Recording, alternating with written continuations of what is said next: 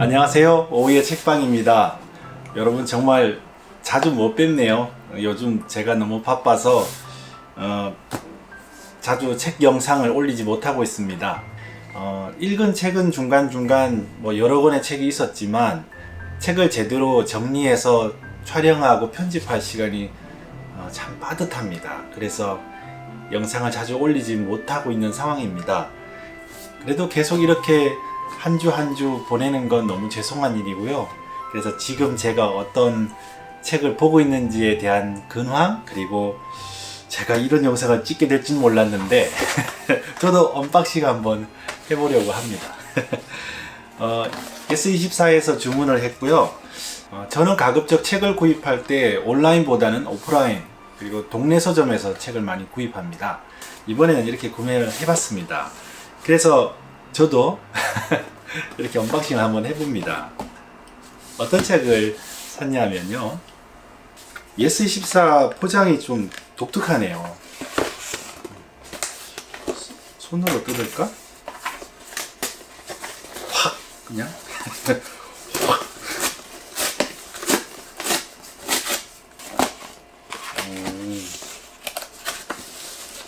그렇지. 하하하.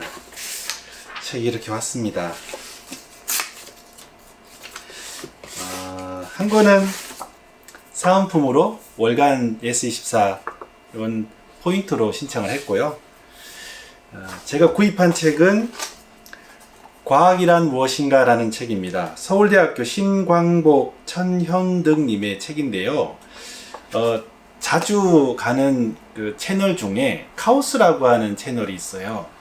카오스라고 하는 채널은 대부분 과학에 대한 내용인데 가끔씩 인문학자들이 나와서 과학에 관련된 내용을 강의하실 때가 있어요.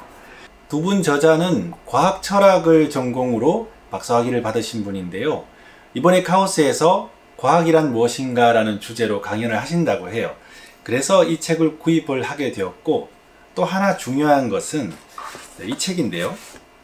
포스트 트루스라는 책입니다. 가짜 뉴스와 탈진실의 시대라는 부제가 붙어있는 이 책은 사실 진보에서 그리고 보수에서 다 다루었던 책입니다. 정규제의 펜앤마이크에서도 한번 이 책을 다루었고요. 그리고 김어준 씨도 이 책에 대해서 한번 다루신 적이 있습니다. 유튜브에 들어가시면 이 포스트 트루스에 대한 리뷰 영상이 몇 개 올라와 있습니다. 저는 이 책은 대한민국 국민의 필독서라고 생각을 합니다. 지금 어느 때보다도 거짓 뉴스, 과연 진실이 무엇인가에 대한 논란이 많이 일어나고 있고요.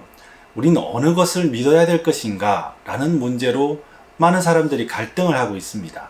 과연 진실이란 게 존재하기는 해? 라고 의문을 품는 분들도 계십니다. 그래서 이 책은 한번 리뷰로 끝낼 책은 아니고요. 지식 에디톨로지에서 각 챕터별로, 각 부별로 영상을 따로따로 시리즈로 준비하려고 합니다. 이 책은 제가 도서관에서 먼저 빌려서 읽은 책인데요. 이 책을 읽고 난 다음에 책을 정리해 보니까 대략 한 12장 정도 정리가 되더라고요. 내용이 어려운 내용이 아닙니다. 굉장히 쉽게 누구나 읽을 수 있는 대중서적으로 이 정치, 사회 분야를 다루고 있습니다. 포스트 트루스라고 하면 왠지 포스트 모더니즘이 떠오르지 않나요? 마찬가지로 여기에서도 포스트라는 뜻은 진실이냐, 진실이 아니냐, 어느 것이 진실이냐가 아니라 진실 그 자체가 중요하지 않은 시대라는 의미에서 포스트를 쓰고 있습니다. 왜 그런 시대가 되었을까?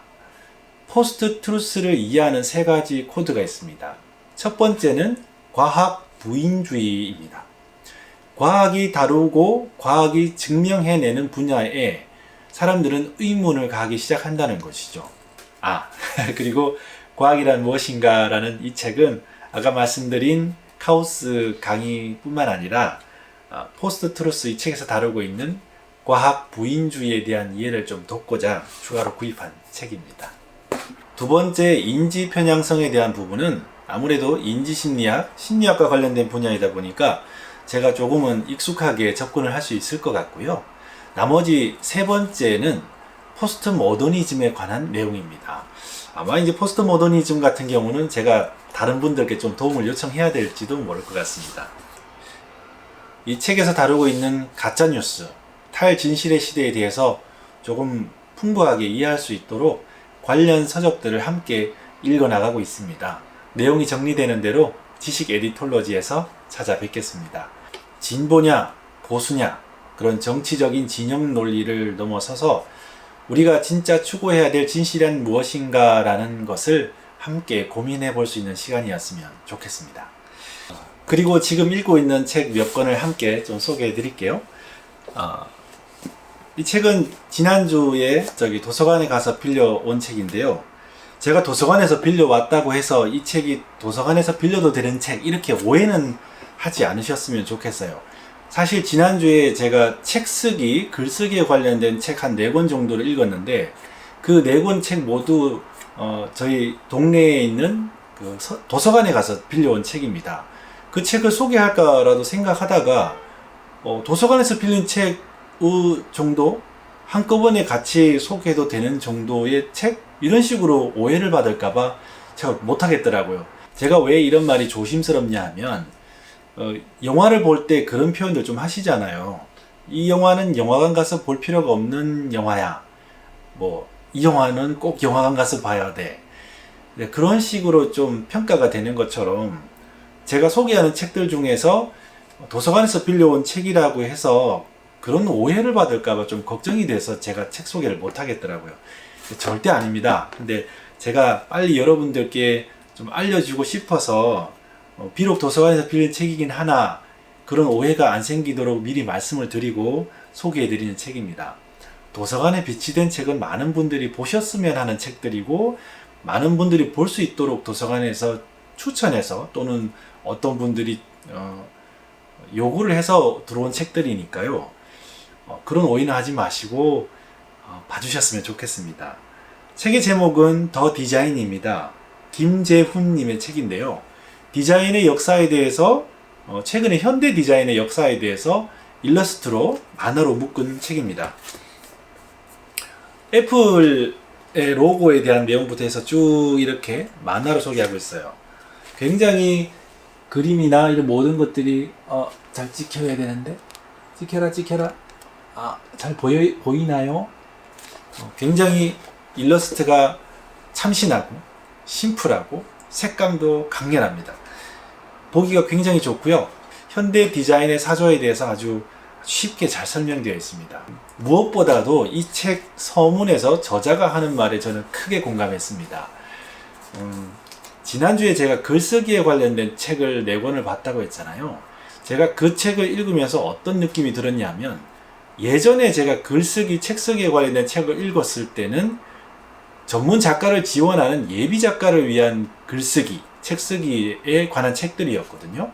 그런데 최근에 나온 글쓰기에 관련된 책들은요, 전문 작가가 아니라 모든 사람들이 자신의 이야기를 하는 시대가 왔다. 그래서 누구나 글쓰기를 할 수 있다라는 내용으로 글쓰기에 관련된 책들이었습니다. 김재훈님은 과거에는 디자인이라고 하면 전문 교육을 받은 디자이너의 영역이었다면 지금은 아마추어와 전문 디자이너의 영역이 경계가 없어진 시대다. 안목있는 디자이너들이 팝아트나 아방가르드 시장에 뛰어들 만큼 이제는 정말 빛나는 아이디어를 가진 아마추어들이 많아진 시대라고 합니다. 현대 디자인에 관심이 있는 분들 이 책을 꼭 한번 읽어보셨으면 좋겠습니다. 더 디자인 김재훈님의 책입니다. 그리고 이 책 2권은요 향수를 쓴 파트리크 쥐스킨트의 책입니다. 존머시 이야기 그리고 콘드라 베이스입니다. 제가 한 권은 찾지 못했어요. 기피의 강요라는 책인데 그 3권을 제가 아주 아끼는 책이었는데 한 권을 찾지 못하고 이번에 고향에 가서 이 2권만 가지고 왔습니다. 아마 제가 대학교 초년생일 때 이 책을 읽었던 것 같은데요. 얼마 전 시안책방에서 구독자분들이 추천하는 내 인생의 책 이게 순위를 뽑은 적이 있는데 그때 2위가 아마 2위였나요? 2위가 향수로 꼽혔던 것 같아요. 문득 파트리크 쥐스킨트의 책이 읽고 싶어지더라고요. 그래서 이번 고향에 가서 이 책 2권을 가지고 왔습니다. 20대 때 읽었던 책이기 때문에 지금 다시 읽으면 여기 안에 담겨있는 내용이 좀 또 다르게 색다르게 느껴지지 않을까라는 기대를 하고 있습니다. 뭐 두꺼운 책이 아니다 보니까 그냥. 그리고 이 책은 아무튼 시리즈 중에 박상아님의 요가라는 책입니다. 아무튼 시리즈 책을 제가 예전에 책방 비행, 서울 은평구에 있는 동네 책방 비행에 가서 추천을 받은 책이 택시라는 책입니다. 잘 보이세요? 표지가? 금정현님의 책인데요. 워낙 이분이 글을 너무 재밌게 쓰셔가지고 이 책도 한번 소개를 하려고 했는데 기회가 잘 안 되네요. 이게 왜 그러지? 읽은 책들을 다 묵혀두고 있네. 소개를 안 하고. 그리고 이제 제가 이 책을 가지고 있는 걸 보고 저희 그 카메라 감독님께서 여기 요가라는 책을 쓴 후배가 있는데 한번 읽어볼래? 하시면서 빌려주신 책이에요. 박상아님이고요. 이분도 제가 한 반 정도 읽었는데 너무너무 재밌습니다. 아무튼 시리즈는 참 이상한 책입니다. 책을 읽으면 마치 내가 이 사람의 인생을 살아보는 듯한 느낌이 들어요. 왜 그럴까요? 아마 1인칭 시점에서 아주 평이한 문체로 쓴 글들이기 때문에 그런 게 아닐까라는 생각도 들고요. 복잡하지 않아요, 이 책들은. 아무튼 그렇습니다.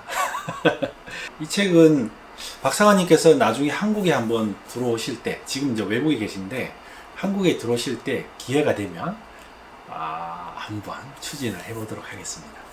저자를 직접 만나는. 지난번에 잠깐 영상을 올린 적은 있지만 제대로 리뷰를 하지 못한 책이 있어요. 90년생이 온다라는 책, 이 책도 아직은 제대로 리뷰를 해드린 적이 없죠. 그리고 공정하지 않다라는 책, 이 책도 아직 읽기만 읽고 리뷰를 아직 해드리지 못했습니다. 지금 대한민국의 화두는 공정이라고 합니다. 공정함. 특히 90년대생들은 왜 공정함을 중요하게 생각할까? 이 부분을 함께 한번 생각해 보았으면 좋겠습니다. 제가 이렇게 자꾸 늦어지니까 리뷰를 할 때까지 기다리지 마시고 지금 방금 말씀드린 책은 제가 장담하건대 다 좋은 책입니다. 제가 읽었기 때문에 읽은 책이기 때문에 자신 있게 보내드립니다. 정말 좋은 책들이니까 먼저 한번 읽어보시고요. 제가 또 차근차근 준비해서 그 리뷰 영상을 할 때 많은 분들과 함께 공감을 했으면 좋겠습니다. 간단하게 이렇게 읽고 있는 책에 대해서 말씀드렸습니다. 언박싱. 어색하다. 갑자기 찍으려고 하니까 좀 그렇긴 하네. 제가 책을 읽는 속도도 느리지만 리뷰하는 속도도 느립니다. 그만큼 인스턴트처럼 책 소개를 하지 않고 책 속에 담겨있는 아주 중요한 요소들을 쭉 빨아서 여러분들께 소개할 수 있는 영상이 되도록 이렇게 준비를 하겠습니다. 그리고 책을 읽고 조금은 더 확장해서 생각할 수 있는 내용, 조금은 더 한 발 나아가서 생각할 수 있는 이야기거리, 이런 내용들을 첨부를 해서 조금은 다른 북튜버 오후의 책방이 되도록 노력하겠습니다. 달팽이처럼 느리네요, 제가. 여러분, 그러면 오늘 제가 읽고 있는 책 소개, 그리고 처음 해보는 언박싱 시간을 마치도록 하겠습니다. 다음 시간에 다시 뵙겠습니다.